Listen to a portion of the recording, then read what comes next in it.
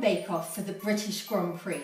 Now for this week, I have decided to make some scones, or is it scones?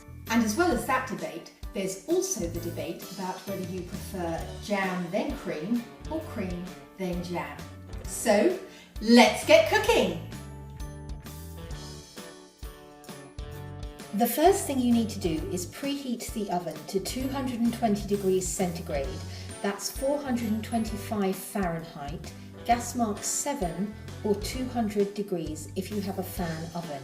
Into a bowl you need to add 450 grams of self-raising flour and 2 rounded teaspoons of baking powder. Then you need to add 75 grams of softened butter.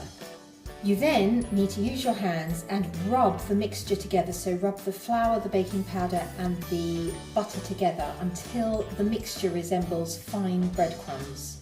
Once your mixture resembles fine breadcrumbs, then you need to add 50 grams of caster sugar to the mixture and stir it in.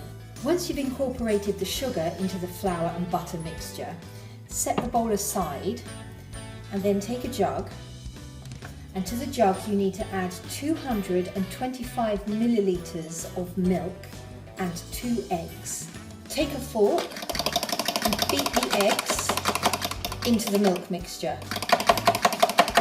You then need to put about 2 tablespoons of the egg and milk mixture into a separate bowl and put it aside for brushing the scones with later. Next, you gradually pour the egg and milk mixture into your flour, butter and sugar mixture and mix it all up with a knife. In fact, I'm pretty sure my mum used to use a knife to make scones, until you get a soft, sticky dough. The dough should be slightly sticky, so if you touch it, it should stick to your fingers. Next, you need to pop your dough onto a lightly floured surface and either use a rolling pin or just flatten it out with your hands until it's 1 to 2 centimetres thick. The dough is really sticky, so I suggest you use a knife to get the dough out of the bowl.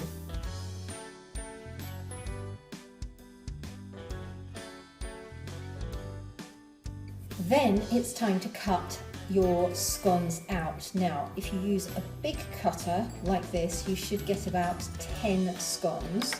If you use a slightly smaller one, you should get about 20. So just put the cutter straight down onto the mixture and hopefully, cross fingers, it will just lift out.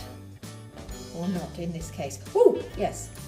And then you need to put your scone on a lightly greased baking tray. Once you've put the scones on the baking tray, you need to take the egg and milk mixture that you set aside earlier and basically either just use your fingers or a pastry brush and gently brush over the top of each scone with the egg and milk mixture. Once you've glazed them with the egg and milk mixture, all that's left to do is pop them in the preheated oven for 10 to 15 minutes until the scones are well risen and golden. Once cooked, put them on a wire rack to cool. Well, they're cooked. They're a little bit thin, so I think I must have rolled them out a little bit thin, but as they say, it's not what they look like, it's what they taste like that matters. Once the scones are cool, it's time to split them and add your jam and cream. And then I guess the only debate to settle then is whether you prefer a Cornish cream tea or a Devon cream tea. Are you jam first or cream first?